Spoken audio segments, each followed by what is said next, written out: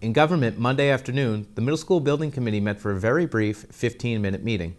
Justin Tebow presented to the committee about the projected timeline of the project, building layout options, and the projected cost. The committee then voted unanimously to approve the PSR that will be submitted to the MSBA by July 7th. The committee will meet again on July 12th. Also Monday, the Sustainability Commission met with the main purpose of discussing their Sustainability Action Plan.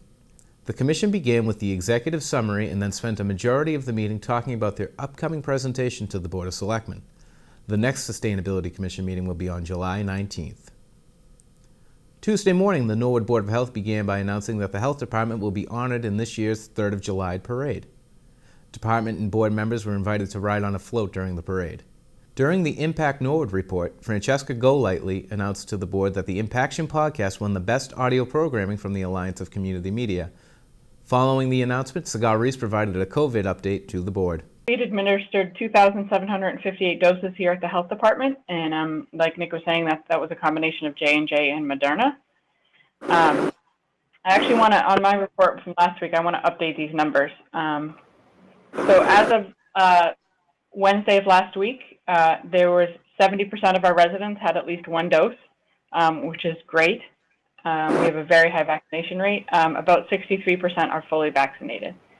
So we'll continue to see those people that are partially vaccinated get their second doses, and that number will hopefully increase a little. But that we have 70% that at least have one or more doses. So that captures people that are fully vaccinated and on their way to be fully vaccinated. So that's a great indicator. Our case count is extremely low. In fact, since we started counting in March of 2020, it has never been this low. It's been less than 5 this week. It'll be the 3rd week in a row where we have less than 5 cases in a 2-week period. We had some weeks where we had numbers like that at the beginning of March, but if we remember, testing was not as widely available as it is now, so we weren't probably capturing all the cases. We still see a very large amount of testing going on, which is great because our keeps our percent positive down, and also make sure that we do catch those cases that we do have. So it's a much more accurate count. The Board of Health will not be meeting during the summer, and their next meeting will be scheduled for September 22nd. The final meeting of the week was Wednesday's school committee meeting. The group began with the election for the next school year. Teresa Stewart remains chair, Anne Marie Mazzola is appointed vice chair, and Superintendent Thompson remains secretary and reappointed his clerk, Donna Dolliner. Superintendent Thompson presented survey results about the 2020-2021 school year. Parents and students from all over the district provided feedback on the remote learning models practiced this past school year. Assistant Superintendent Alec Wyeth presented the equity audit. He explains how the information from students will be used. The objective of the meeting really was to sort of work with the group in some visioning exercises, and one of the exercises was working the question, why is equity important to me? And so our consultants really did a nice job of sort of capturing all that information, and that is going to be sort of the groundwork for going forward and sort of developing a more full-bodied vision. They also did a Jamboard session where students sort of broke out as a group, family and community members broke out as a group, teachers broke out as a group, and school district leaders broke out as a group, and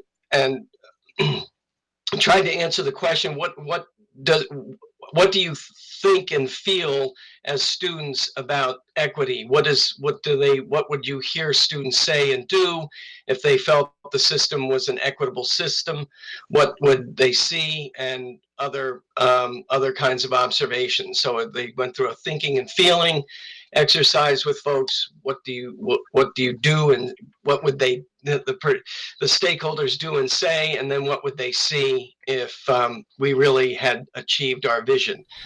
More opportunities for inclusion and social emotional learning will be developed next year through additional professional development trainings. Business manager Karen Sheridan presented a budget report, and the board moved into executive session to discuss contract details.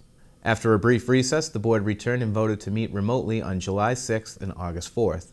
As COVID-19 precautions are decreasing in the state, the board discussed the mask mandate for summer school teachers and students.